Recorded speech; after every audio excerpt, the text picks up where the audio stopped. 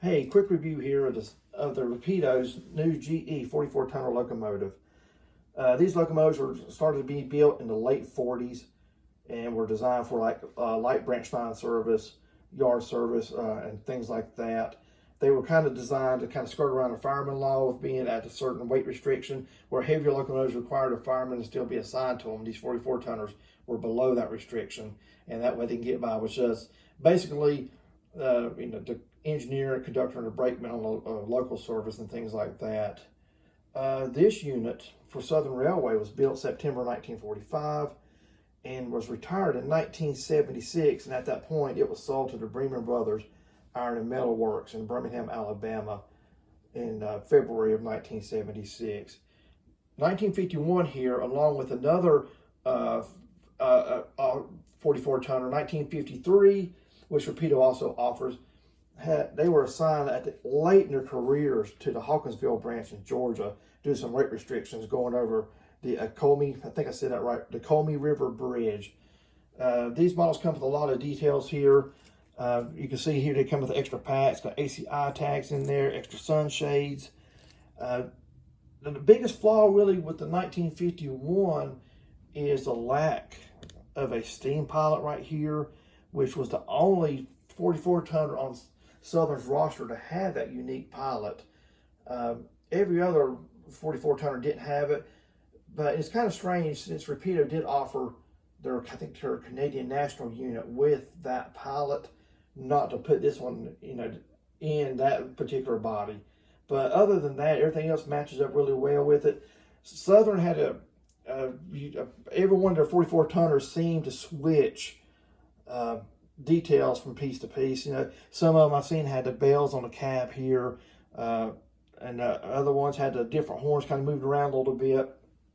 And also one thing with Southern, every time they moved the lettering when they repainted it over the times. So when the 1951 first got the Tuxedo, you see the Southern on this side, and late in its career, they moved it on to this side of the cab. I don't know why they kept moving it around, but it's kind of wild. It really kind of shoehorns it into a specific era if you really, really want to be a stickler about that. These units, the biggest flaw with them to me overall is I think the speaker quality is it's atrocious. This is probably about the worst speaker offering I have heard on a model in a long, long time, and it's an extreme letdown after Rapido's latest GP38 release, which they nailed it. They had the best speakers in there, and you don't have to go in there and switch it out. So I'm going to do a quick go through some of the sound and functions here, and let you see, and let you make your own decision. Of course, F1 is the bell.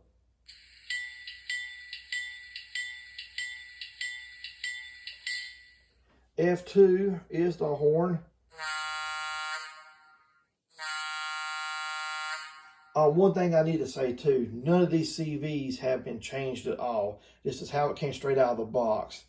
So F8 is the engine startup.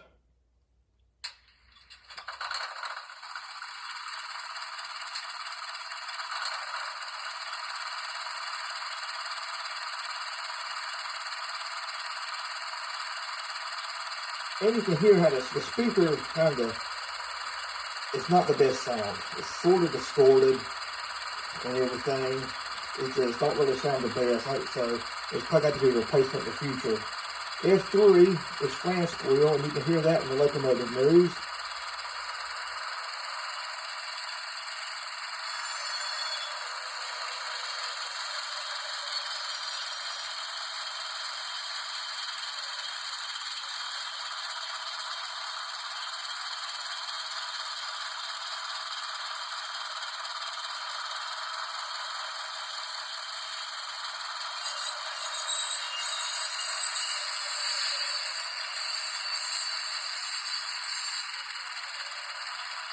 F5 is a Doppler horn.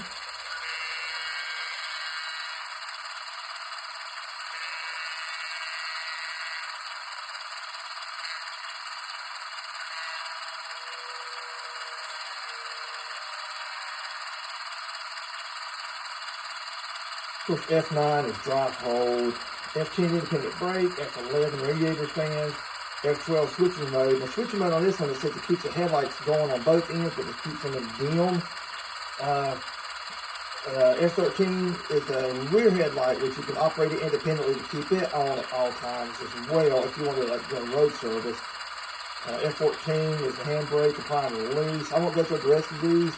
The headlight is actually, you can see it there. The thumbnails, which also seem to be kind of unique to Southern, it makes it hard to see when the model's on, but the light is there and it's nice and bright. I'll go through now some of the speed steps here to see what you hear how this thing sounds going up in the speed.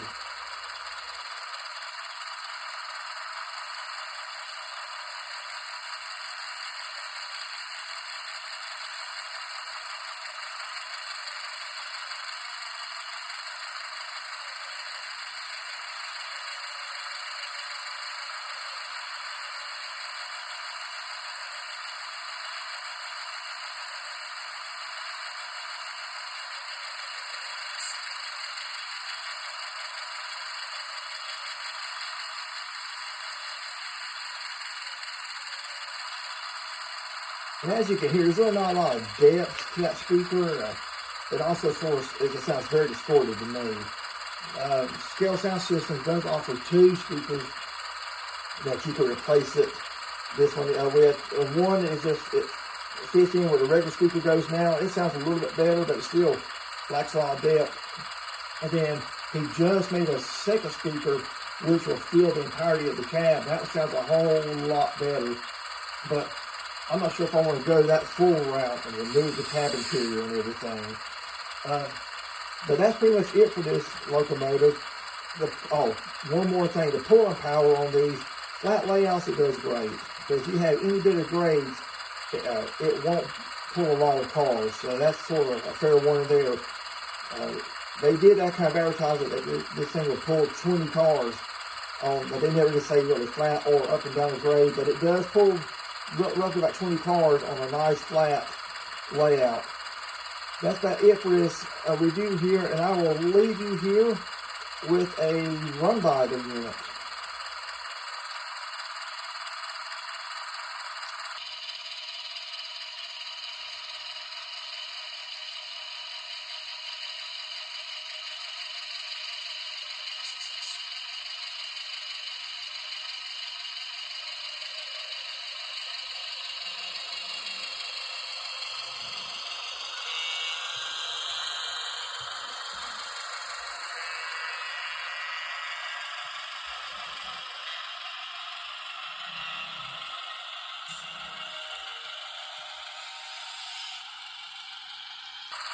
Alright, thanks for watching, everybody. I'm going to try to clean up all my reviews presentation on another one. This is kind of my first one doing it like this. But if you have any tips, suggestions, leave them in the comments below. Thanks again for watching.